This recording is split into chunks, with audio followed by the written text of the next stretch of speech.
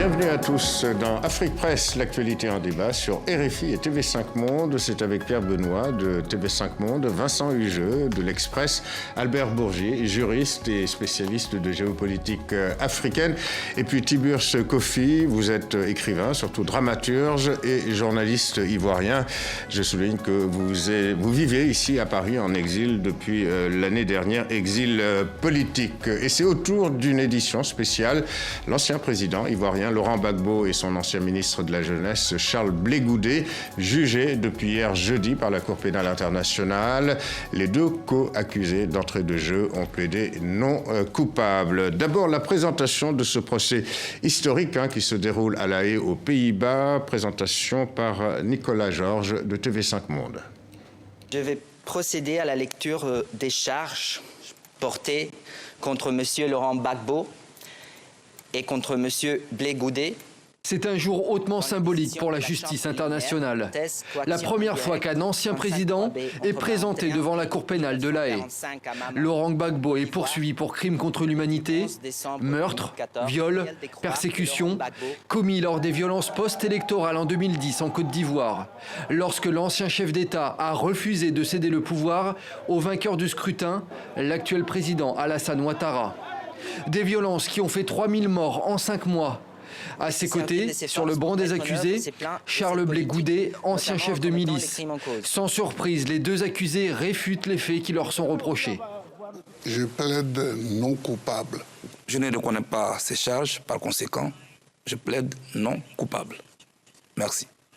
Le dossier d'accusation est musclé, c'est ce qu'a assuré la procureure Fatou Bensouda. Nous sommes convaincus que les éléments de preuve que nous avons recueillis seront suffisamment convaincants pour prouver la culpabilité des accusés au-delà de tout doute raisonnable. La procureure qui avait dû réviser sa copie en 2013, faute de charges suffisantes selon les juges. Cette fois, l'accusation compte présenter 5300 éléments de preuve au total. Et plus de 100 témoins sont attendus à la barre.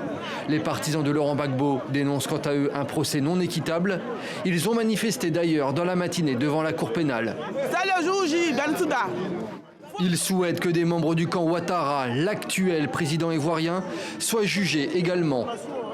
Seule certitude à l'heure qu'il est, le procès de Laurent Gbagbo s'annonce long. Il devrait durer entre 3 et 4 années.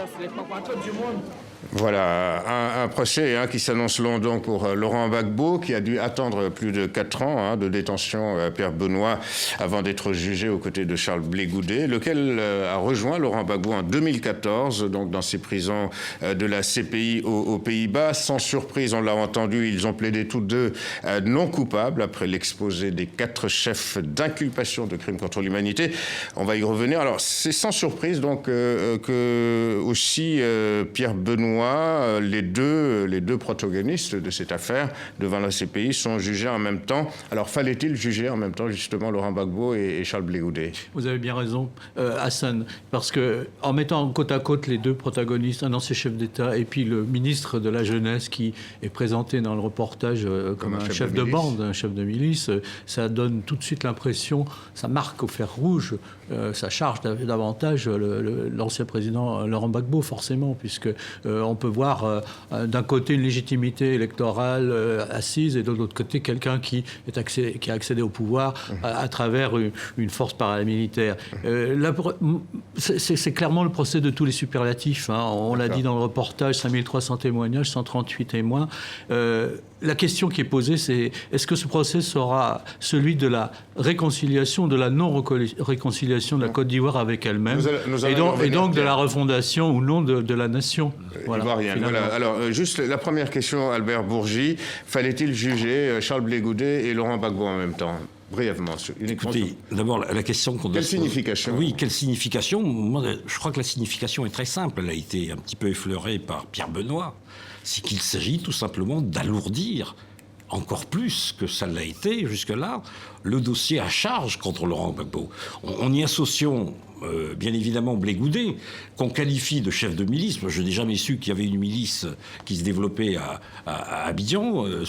Je suis désolé. C'est sans doute le mouvement de jeunesse. Il y avait aussi une dimension paramilitaire. Écoutez, la définition d'une milice, cher Vincent Hugeux, vous la connaissez très très bien.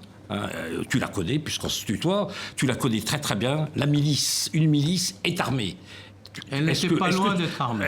Écoutez, je ne sais puisque le président Gbagbo avait demandé au chef d'état-major de l'époque de préparer les sympathisants et les militants des jeunesses dirigés par Blé Goudet à la Kalachnikov. Voilà, donc écoutez, ça c'est vous qui chef de milice ou pas, en tous les cas. Non, ça a été. Il y a eu des déclarations. D'ailleurs, le chef d'état-major. Vos déclarations. Un instant, Pierre. Un instant, Pierre. Major qui est devenu entre-temps, vous savez combien. On revient juste à la question, Albert Bourgi. Donc pour vous, le fait de juger tout simplement Blé Goudet, c'est un calcul purement et simplement politique, qui correspond absolument à la nature même de la Cour pénale internationale, qui n'a bien évidemment d'organe juridictionnel que les apparences, le déroulé, comme on dit, le procureur, tout ce que vous voulez, la défense et autres, mais qui sur le fond n'est qu'une instance politique. C'est une instance. Nous allons justement revenir sur ce débat. S'agit-il d'un procès politique ou d'un procès pénal? Revenons quand même, Vincent Hugeux, un peu sur la présentation, donc dans le même box des accusés de Laurent Gbagbo et de Charles Blé Goudet. Apparemment, ça a tout de même une espèce de signification stratégique, semble-t-il. Quoi que l'on fasse, ce procès restera dans l'histoire comme le procès Gbagbo. Pour moi, la présence dans le box, aux côtés de l'ex-président ivoirien de Charles Blé Goudet, n'a rien d'une incongruité. Après tout, qui l'a placé au poste de ministre de la Jeunesse? Il y a une articulation entre le pouvoir exécutif de l'époque et ce personnage que j'ai vu, à coups de rodomontade, de tartarinade, jouer les gros bras avec ses gardes du corps et ses Mercedes noirs. Donc, se livrer à des exactions, vraiment? Il y avait notamment dans son discours, je n'ai pas été moi témoin oculaire d'exactions, donc je ne vais pas soutenir cette thèse-là. En revanche, on est quelques-uns à avoir entendu des déclarations enflammées, incendiaires, incandescentes, du style « chacun son blanc ». Bon. Donc, on peut m'expliquer que ça relève de l'argot des quartiers d'Abidjan. Les mots ont un sens. Voilà, donc il y a attendez, la comparution des deux a un sens. Tiburce, votre point de vue sur ce... Oui, Hassan, j'avoue que je suis très embarrassé sur ce plateau parce que je compte au nom des intellectuels de Côte d'Ivoire qui ont farouchement combattu la politique de M. Gbagbo. Moi, je l'ai combattu, je n'étais pas d'accord avec lui et j'ai dit pourquoi. Dans ce sens-là, je vous dirais qu'il soit à la haie, quand le juge est responsable, oui, il est responsable. On ne peut pas douter de sa responsabilité. On ne peut pas avoir dirigé un pays, on ne peut pas être chef et ne pas être responsable d'eux.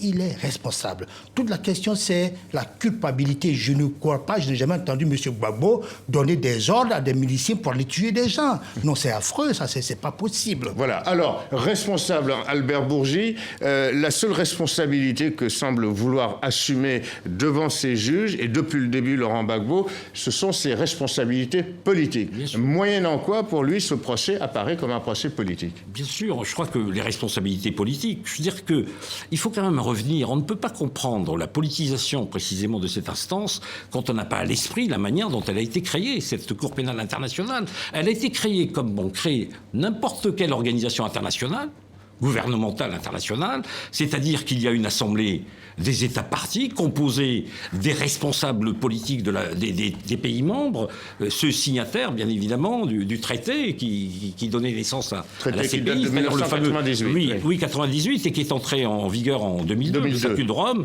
Donc, une assemblée des États partis, et tenez-vous bien, Madame Bensouda a fait campagne comme n'importe quel candidat une responsabilité dans une organisation, nous créée récemment, a fait campagne auprès des États membres. Elle est venue en France comme d'autres, sans aucun doute. Elle est venue en France, elle est allée au Quai d'Orsay en 2011. 2011, c'est une date qu'on a à l'esprit. Pour demander à succéder pour demander simplement l'appui. Parce qu'au fond, il y a un vote. Voilà. C'est un vote qui intervient et qui dénote le caractère politique de cette institution. Alors, est-ce que Pierre Benoît... Non, une question précise. Est-ce que, pour répondre à Albert Bourgi, est-ce que cette campagne qui a été menée par Bensouda, et le fait aussi d'ailleurs que son prédécesseur, Ocampo, a souvent rencontré des dirigeants politiques, est-ce que ça peut entacher de suspicion cette affaire Laurent Gbagbo? Est-ce que ça peut remettre en question l'intégrité finalement des deux procureurs? Je pense qu'Albert Bourgi a raison de rappeler que c'est une cour qui est issue du principe onusien,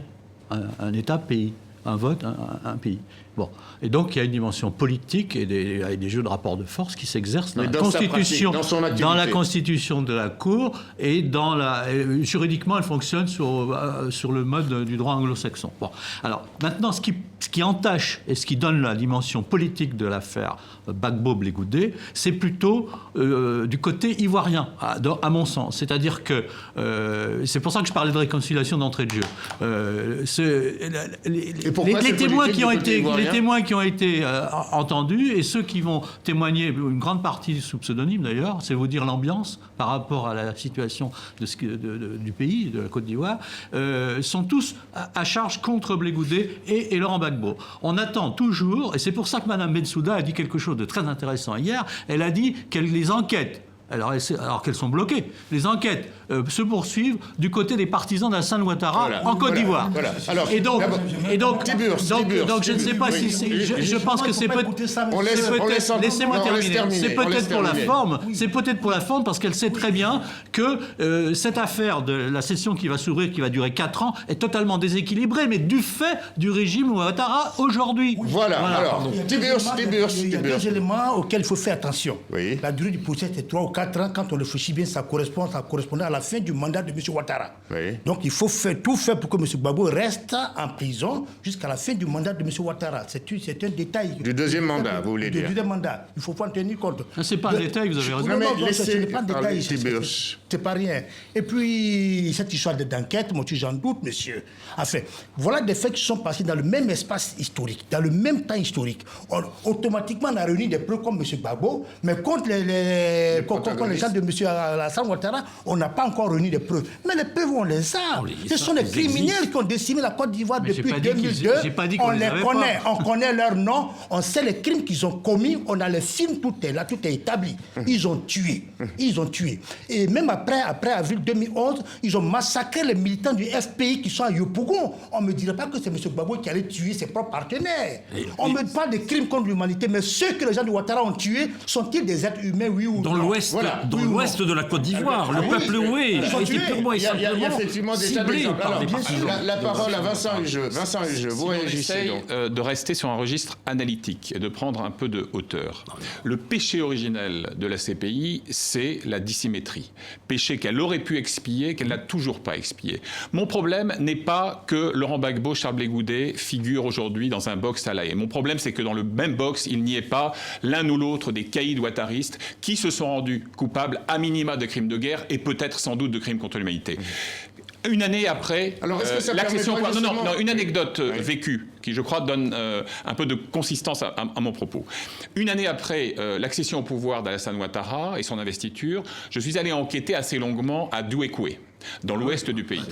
Épicentre de toutes les atrocités, des saloperies de toutes obédiences. Bien, quand vous passez une semaine, 8 jours, 10 jours là, vous vous dites...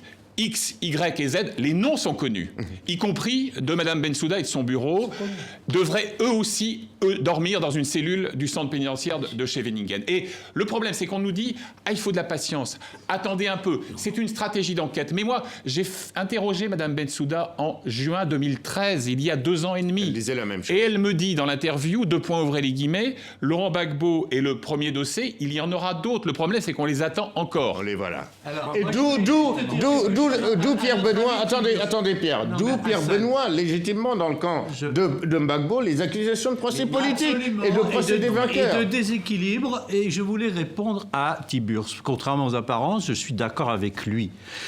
Si on fait une approche analytique, pour continuer sur la métaphore de Vincent, effectivement, la séquence historique, elle est quand même verrouillée. Elle a été verrouillée par Alassane Ouattara. Dans un premier temps, il a expliqué, au début de son premier mandat, la justice ivoirienne est par terre, on n'a pas les moyens de juger Laurent Gbagbo. Et après, il a dit... Et laissez-moi terminer. Et derrière... Des dates disent que la justice sont payées par terre. Et derrière... Pierre veut dire que... Je veux dire... Et derrière, il y avait une instrumentalisation. Bien sûr, et derrière, il a laissé partir Blé Goudet à la haie. Et maintenant, il dit, nous avons les moyens, etc. Donc, les enquêtes que prétend conduire Mme Bensouda, elle peut toujours les faire, ça ne débouchera pas. Les prochains jugements, s'il y en a, et on verra, auront lieu en Côte d'Ivoire. Et donc, c'est forcément déséquilibré et c'est clairement une justice de vainqueur. C'est ça que je veux dire, c'est tout. Il faut arrêter. Justice des vainqueurs, c'est vrai, on le sait, c'en est une. Au-delà de la justice des vainqueurs, qu'est-ce qui se passe? Il y a des mandats d'arrêt qui visaient justement ces fameux chefs de guerre, les Comzones, ceux qui ont déboulé à partir de septembre 2002, sous la conduite, bien évidemment, d'un grand démocrate qui s'appelle Guillaume Soro, accompagné de ses affidés du régiment de sécurité présidentielle du Burkina Faso. Donc, il y a des mandats d'arrêt lancés contre eux, qui sont placés sous scellés et qui sont là, gelés, complètement gelés, comme si de rien n'était. Et là, entendons-nous bien, pardonnez-moi, Hassan, juste un petit mot pour rejoindre, en partie en tout cas, Vincent, c'est que il ne s'agit pas simplement de dire que c'est un organe qui a failli. Tout à l'heure, tu as fait effectivement allusion à ce qui s'est passé à Douékwé. Plusieurs milliers de morts qui ont été purement et simplement, comment dirais-je, mais laissés les corps par perpète et profit. Et tout ça a été relaté par les organisations de défense des droits de l'homme. Amnesty International a fait un rapport, a dressé un rapport sur ce qui s'est passé à Douékwé. Je voudrais juste ajouter, pardonnez-moi Hassan, je voudrais juste ajouter un petit mot, c'est qu'au fond, qu'est-ce qui se passe? C'est que Mme Bensouda a la possibilité, elles existent, ces fameuses preuves, justement, à décharge, j'ai envie de dire, et à charge contre la partie Ouattara et compagnie. Ce sont des plaintes qui sont là, qui sont présentes, mais jamais ça n'a été fait. Qui plus est, je crois quand même, allant plus loin, enfin, les enquêtes ont été menées à charge, y compris à charge contre Laurent Gbagbo, ont été menées de manière cavalière, de manière quasiment caricaturale. On a retrouvé dans un je crois, un film, lors du procès, première phase de ce procès, Laurent Gbagbo, on a retrouvé des scènes qui s'étaient produites à Nairobi et qui visaient donc bien évidemment à créer l'amalgame. Venons-en. Non seulement les enquêtes et les témoignages sont là. Pierre Benoît. Non seulement les témoignages. À charge quand même, venons-en au dossier à charge. La juge l'a dit, elle dispose de 5000 éléments de preuve. 5300 exactement. Voilà. Elle parle que plus de 700 victimes vont être entendues, en tout cas à travers leurs représentants tout au long de ce procès qui risque de durer. Alors, est-ce que, compte tenu de ce qu'affirme Mme Bensouda, je pose la question à tout le monde, est-ce qu'on peut juste, je dirais, résumer ce procès à une affaire politique, Vincent ? Le dossier, on l'a rappelé dans le sujet introductif, était mal ficelé. Voilà. Le reproche qui a été fait à Mme Bensouda par la chambre préliminaire, 3 juges, c'était d'avoir travaillé essentiellement sur des sources de seconde main. Articles de presse, rapports d'ONG internationales, etc., etc. Ce qui est clair, c'est qu'entre juin 2013 et 2014, date à laquelle elle arrache l'aval de 2 des 3 juges, ce qui lui suffit pour avancer vers le procès, il y a eu un travail qui a été accompli. Et de l'aveu de ceux qui l'ont suivi de près, le dossier est quand même moins bâclé, un peu plus solide. Simplement, nous ne sommes pas impressionnés par des chiffres. Qu'est-ce que ça veut dire 5300 éléments de preuve? Je préfère en avoir 7 qui soient robustes et incontestables que 5300. 5300 éléments de preuve, pour en donner lecture, il faut 520 heures. J'ai calculé, ça voudrait dire 22 jours et 22 nuits sans discontinuité. Bon. En revanche, il y a un élément intéressant, je termine là-dessus, Albert, rapidement, c'est que l'affaire des témoins. il se murmure à La Haye que parmi les 138 témoins, il y aurait 2 militaires venus du clan Gbagbo qui ont des révélations à faire. J'attends le moment de leur témoignage. Voilà. Mais je voudrais Albert Bourget, tout à l'heure, sur cette question des éléments en charge, est-ce que... Vincent Hugeux faisait allusion précisément à la chambre préliminaire. Mais la chambre préliminaire de la Cour pénale internationale a déjà demandé, ça n'a jamais été mis en œuvre, a déjà demandé qu'on remonte à 2002. Qu'on remonte à 2002. Et tout le monde sait ce qui s'est passé à partir de 2002. Ces centaines de gendarmes qui ont été mis dans une espèce de citerne étouffée sous le regard et sous le contrôle de Guillaume Soro. La même chose, bien sûr, à Bouaké. Et également, et c'est ce que tu disais tout à l'heure, la même chose à Douékoué. Il était, je ne sais où, planté au-dessus du côté de Dalois pour surveiller que les choses se passent bien. Alors, Pierre Benoît et puis Tiburce. Pierre Benoît. Je veux juste... Alors, oui, Tiburce. Je peux même rester dans le cas de 2011. Je vous dis qu'après l'arrestation de M. Gbagbo, il y a eu des représailles contre les militants FPI, des exactions qui habitent les zones de Yopougon, qui sont les bastions du FPI. Des militants du FPI ont été brûlés, ils ont été tués. Tout a été filmé, toutes les preuves sont là. Moi, je dis... On a aussi présenté Tiburce au moment où démarre ce procès, cette affaire, ces exactions, en tout cas les accusations qui portent contre le camp de Gbagbo. On a aussi laissé sous-entendre qu'il y avait des règlements de compte communautaires. C'est-à-dire, finalement, il fallait s'en prendre quasiment à l'autre camp, mais pas seulement à des rivaux politiques, mais également à une communauté donnée. Oui, mais vous savez, ça, ce sont les analyses des journalistes. Mais M. Gbagbo n'a jamais donné, j'ai combattu M. Gbagbo, c'est vrai, mais M. Gbagbo n'a jamais demandé à des gens d'aller s'en prendre à des communautés. Moi, je suis baoulé. La rébellion a tué des milliers de baoulés dans le centre. Est-ce que je veux dire qu'Alassane Ouattara a demandé aux rebelles d'aller tuer des baoulés, de communautés baoulées? M. Ouattara n'a jamais demandé à gens d'aller tuer des communautés baoulées. Pas plus que Gbagbo. Hassan, on ne va pas faire dans cette émission, parce qu'il faudrait quelque chose de beaucoup plus long, le total des exactions des deux côtés. C'est une guerre civile qui s'est tenue, qui a eu lieu, avec d'un côté Douékoué, on en parlait, les chasseurs d'oiseaux, Abobo, Yopongo, etc., Bouaké, etc. Donc moi, ce que je vois, c'est que non seulement il y a un problème de fonctionnement et de crédibilité de la CPI, c'est une évidence, et la deuxième chose, c'est que, disons-le, puisque c'est une émission de débat, Laurent Gbagbo est en exil. Il a déjà été en exil pour la quasi-totalité, pour le total du premier mandat de Ouattara.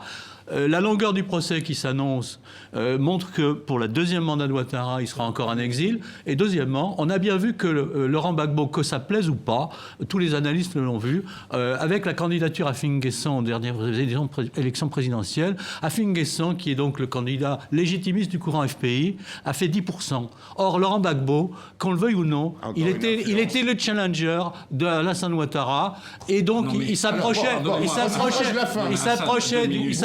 donc de la majorité, et on ne voit pas comment le FPI aurait pu passer de 50% ou approchant à 10%. Donc son influence et son image, elle est là dans le pays. Alors, juste un dernier mot. C'est pour ça que j'ai parlé de réconciliation. Non. D'abord une question. Excuse-moi, c'est là que ça pose problème. Le personnage de Gbagbo demeure charismatique. Ce procès est dangereux parce qu'il va accentuer le clivage en les communautés en Côte d'Ivoire. Nous avons besoin de réconciliation et non pas de procès. Je vous donne la parole juste un instant. Je voudrais qu'on termine, parce qu'on se rapproche de la fin de cette émission, cette ombre portée de la France sur ce procès Gbagbo. Vincent Hugeux, puis Albert Bourget. Du côté de Gbagbo, on a toujours dit que c'était un complot, avec au centre, un complot politique contre lui, et au centre, la France. Reprenons la séquence historique. Très vite, parce qu'il nous reste peu de temps, Vincent. Très vite, je vais être aussi concis que possible. 2002, la France entre dans une logique d'interposition. On gèle le front entre les acteurs du putsch avorté de septembre 2002 et les forces légalistes. Bien. Et on a glissé au fil des ans, sous Chirac puis sous Sarkozy, d'une logique d'interposition à une logique d'intervention active. Les Français, selon toute vraisemblance, ont par exemple fourni à la Cour ou au régime ivoirien des documents qui ont été recueillis, collectés dans la résidence bunkérisée au moment de l'assaut final. Cela dit, je n'adhère pas pour autant à la thèse complotiste qui effectivement fait florès dans l'intelligence africaine, sur laquelle il se serait agi là d'une sorte de revanchisme néocolonial pour défendre des intérêts économiques. Bolloré et Bouygues ont été fort ménagés par le très francophile, et c'est certainement pas Albert qui me démentira sur ce registre-là, Laurent Gbagbo. Et d'une certaine manière, les intérêts français étaient mieux garantis, y compris dans la période de crise, sous Laurent Gbagbo qu'ils le sont aujourd'hui. Voilà, 30 secondes Albert Bourgier, il reste 1 minute 30, 30 secondes. 30 secondes et 30 secondes. 2 minutes, juste. Non, parce qu'il ne reste pas beaucoup, malheureusement. Je prends 15 minutes, 15 secondes ou 20 secondes sur ces 40 ou 50 secondes, en tout cas. C'est que tout à l'heure, justement, Hassan, tu parlais de comment dirais-je, de clivage communautaire ou de risque non, mais pas du tout, d'interprétation de la part notamment de Mme Bensouda. Hier, dans sa déclaration préliminaire, elle a tout simplement dit qu'il s'agissait de juger les partisans de Gbagbo qui attaquaient les musulmans et les populations du Nord. Donc c'est quand même scandaleux. C'est scandaleux. En ce qui concerne la France, enfin, franchement, soyons sérieux, une expédition qui était une expédition coloniale, franchement, qui a abouti, pardonnez-moi, non, mais laissez-moi un peu, il faut arrêter, Pierre Benoît. Avec l'aval de l'ONU, allons, quand on est grande puissance, mon cher Vincent, tu connais suffisamment, tu sais très bien de quoi il retourne, avec l'aval, bien évidemment, du Conseil de sécurité, le fameux P5 se partage les responsabilités et sur la possibilité d'intervenir. La France, sa fameuse résolution qui a permis justement cette intervention militaire, était une sorte d'accompagnement de la saisine ensuite de la Cour pénale internationale. Voilà, on est au terme presque de cette émission, oui. Ça que ce procès va consister aujourd'hui à renforcer l'image que pas mal d'intellectuels africains, ivoiriens et africains ont de Laurent Gbagbo. Il est la victime d'un complot international. Tant que les gens de M. Ouattara ne seront pas inquiétés, cette impression qu'ont certaines personnes... Mais je vous dis que cette impression, vous ne pourrez pas l'effacer tant que le procès sera ainsi. Voilà, c'est la fin de cette émission. Nous reviendrons bien entendu sur ce procès qui s'annonce très long. Merci Albert Bourgier, Pierre Benoît, Vincent Hugeux et Tiburce Kofi, ainsi qu'aux équipes techniques et rédactionnelles d'Afrique Presse. Vous pouvez, comme d'habitude, retrouver cette édition sur les sites de RFI et de TV5 Monde. Encore merci de votre fidélité.